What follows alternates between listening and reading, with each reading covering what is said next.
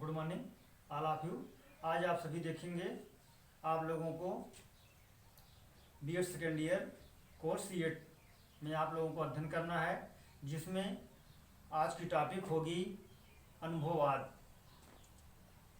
अनुभववाद जैसे हमने आपको इसके पहले अध्ययन कराया आदर्शवाद, प्रकृतिवाद, यथार्थवाद, प्रयोजनवाद इत्यादि इन सभी चीज़ों के बारे में हमने आपको अध्ययन कराया। उसमें से आप देखेंगे कि प्रयोजनवाद का ही पार्ट है आपका अनुभववादी।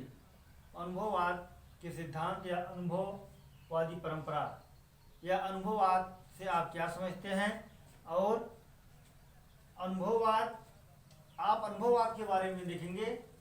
अनुभववाद यह एम्पिरिज्म ग्रीक भाषा के इम्पीरिया शब्द से बना हुआ है, जिसका अर्थ है अनुभव। दर्शन शास्त्र में यह बताया गया है कि अनुभव ज्ञान पर आधारित होता है, और यह ज्ञान हम किस क्षेत्र में प्राप्त कर रहे हैं, किस रूप में प्राप्त कर रहे हैं, यह उस पर निर्भर करता है। क्योंकि व्यक्ति हर समय कुछ न कुछ सीखता रहता है, कुछ न कुछ कार्य करता रहता है। उसके आधार पर व्यक्ति इस समाज में कार्य करने का प्रयास करता है, और यह ग्रीक भाषा के एम्पिरिया शब्द से बना हुआ है, जिसका अर्थ है अनुभव। यह अनुभव दर्शन शास्त्र में बताया गया है कि अनुभव ज्ञान पर आधारित होता है। जितना अधिक हम ज्ञान को प्राप्त करते हैं, उतना अधिक हमें अनुभव प्राप्त होता है। क्योंकि यह हम किसी कार्य, किसी क्षेत्र, किसी विषय में हम जो ज्ञान को प्राप्त करते हैं, जो हम नवीन कार्य करके नवीन रचनाएं उत्पादों के रूप में हम कार्य करने का प्रयास करते हैं, वह हमारे अनुभव पर आधारित होता है। इस अनुभव के माध्यम से हम ज्ञान को प्राप्त करते हैं, सीखने का प्रयास करते हैं। यह ज्ञान ही हमारा अनुभववाद कहलाता है। और देखेंगे कि जैसे मान लीजिए हम किसी कार्य क्षेत्र में कार्य कर रहे हैं, और उस क्षेत्र में हमें अनुभव की आवश्यकता होती है। जो हम कार्य करते हैं यह अनुभव पर आधारित होता है, और अनुभव पर रह करके ही हम अनुभव के माध्यम से हम सीखने कार्य करने का प्रयास करते हैं। जो हम कार्य करते हैं अनुभव के आधार पर, वह हमें ज्ञान की प्राप्ति होती है।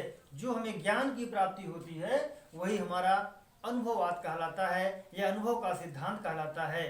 फिर से आप देखेंगे कि अनुभववाद यह ज्ञान पर आधारित होता है। जैसे हम किसी कार्य को करते हैं तो हम जो पूर्व अनुभव के आधार पर हम अपने अग्रिम कार्य को करने का प्रयास करते हैं। जो हम यह कार्य करते हैं, यह इस कार्य को हम अनुभव के आधार पर कार्य करते हैं। जो हम अनुभव के आधार पर किसी विषय क्षेत्र, किसी शैक्षिक क्षेत्र, किसी कार्य क्षेत्र में यह करने का प्रयास करते हैं, उससे हमें ज्ञान की प्राप्ति होती है, ज्ञान की अनुभूति होती है। वह हमारा ज्ञान जो हमें प्राप्त होता है वह हमारा अनुभव कहलाता है। आप देखेंगे कि जैसे इस अनुभववाद के सिद्धांत में, इस अनुभववाद के परंपरावादी सिद्धांत में आपको यह बताया गया है, अनुभववाद के मुख्य सिद्धांत में यहाँ ज्ञान को विशेष रूप से महत्ता दी गई है। और इसमें अनुभववाद के सिद्धांत, इस अनुभववाद के सिद्धांत में आप देखेंगे यह बताया गया है आप सभी को कि इस सिद्धांत में कौन कौन सी चीज़ें सम्मिलित की गई हैं, या इस सिद्धांत में किन किन चीज़ों को समेटा गया है। यह इस सिद्धांत के आधार पर ही यह सिद्ध हो जाता है कि हमें कितना अनुभव प्राप्त है, और उस अनुभव के माध्यम से हम कितना कार्य करते हैं, उसके आधार पर हमें कितना ज्ञान प्राप्त होता है। जो हमें ज्ञान की पुष्टि होती है, जो हमें ज्ञान की प्राप्ति होती है, जो हमें अवबोध होता है, वह हमारा अवबोध या हमारा ज्ञान ही हमारा अनुभववाद कहलाता है। अब अनुभव को प्राप्त करने के लिए हमें किन किन चीज़ों की आवश्यकता होती है, या किसके आधार पर हम अपने अनुभव के माध्यम से हम ज्ञान को प्राप्त करते हैं। अब आप देखेंगे इस सिद्धांत की मानता है कि हमारी जो इंद्रियां हैं, इस इंद्रियों के माध्यम से हम अनुभव को प्राप्त करते हैं, या अनुभव को के माध्यम से सीखते हैं या कार्य करने का प्रयास करते हैं। क्योंकि इस इंद्रियों के माध्यम से हम जब कार्य करेंगे, अनुभव प्राप्त करेंगे, ज्ञान को प्राप्त करेंगे, वह हमारा ज्ञान ही हमारा अनुभववाद कहलाता है। जैसे आप देखेंगे अनुभववाद के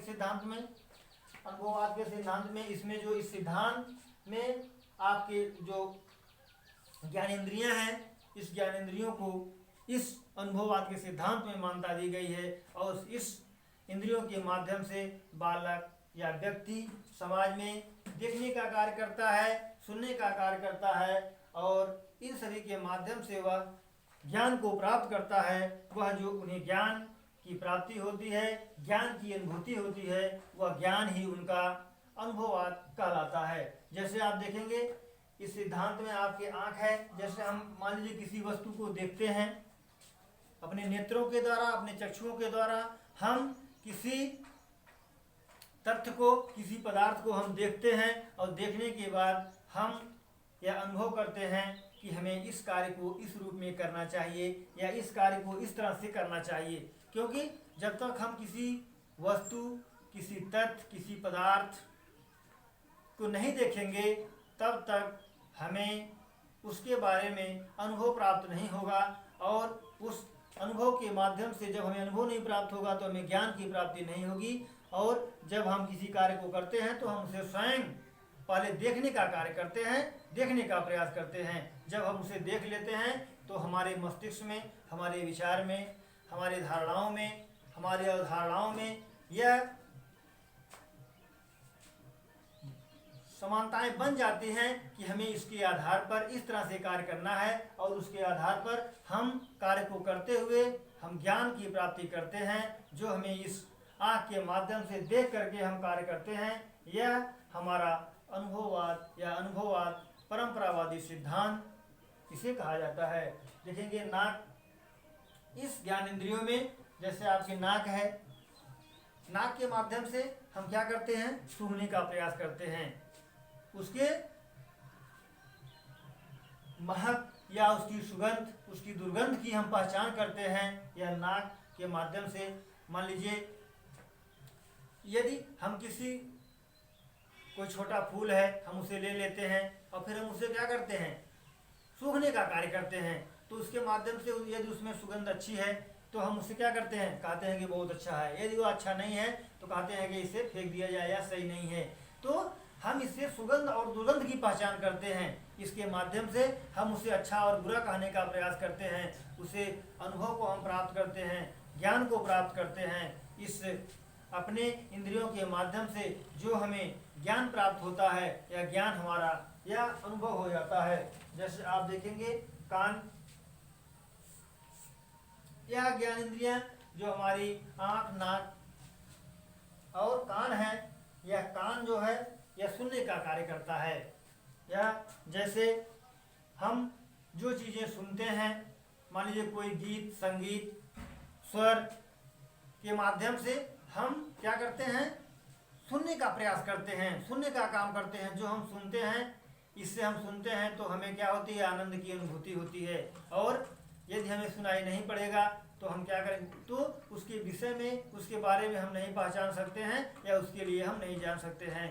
तो इस कान के माध्यम से हम सुन करके हम आनंद की अनुभूति करते हैं। इसके माध्यम से हमें बहुत सारे ज्ञान प्राप्त होते हैं, बहुत सारे अनुभव प्राप्त होते हैं। इस अनुभव के माध्यम से हम सीखने का प्रयास करते हैं। इसके माध्यम से यह अनुभव के रूप में परिवर्तित हो जाता है। यह हमारी जो ज्ञानेंद्रियां हैं, इन ज्ञानेंद्रियों के माध्यम से हम सीखने का प्रयास करते हैं। इसमें आप देखेंगे जीभ है, जीभ है, यह हमारी रसास्वादन का कार्य करती है, चखने का प्रयास करती है। यह खट्टा, मीठा, तीता या उसे चखने का प्रयास करती है। इसके माध्यम से हम जो सीखते हैं, इसे चखते हैं, चखने के आधार पर हम इसका रसास्वादन करते हैं। उसके आधार पर हम किसी तथ्य या किसी विषय में, किसी पदार्थ को हम अच्छा या बुरा उसे कहने का प्रयास करते हैं। उसके माध्यम से हम ज्ञान को प्राप्त करते हैं या ज्ञान हमारा अनुभव के रूप में परिवर्तित होता है। इसलिए इसे हम अनुभववादी परंपरा के सिद्धांत के रूप में जानते हैं। जैसे हमारी त्वचा है, यह त्वचा, जैसे हमारे त्वचा है शरीर के, इससे हम क्या करते हैं, पहचान होती है। कोई वस्तु गर्म है, ठंडी है, क्या है, इससे हमारी ये पहचान होती है। इस पहचान के माध्यम से हम इस अनुभवात को ज्ञान के रूप में अनुभव करते हैं। इसके माध्यम से हम सीखने का प्रयास करते हैं। अनुभववाद या परंपरा पर आधारित होता है। यह हमें जितना ज्ञान प्राप्त होगा, जितना हम सीखेंगे, उतना ज्ञान की जितनी प्राप्ति होगी, वह हमारा अनुभववाद कहलाता है। धन्यवाद।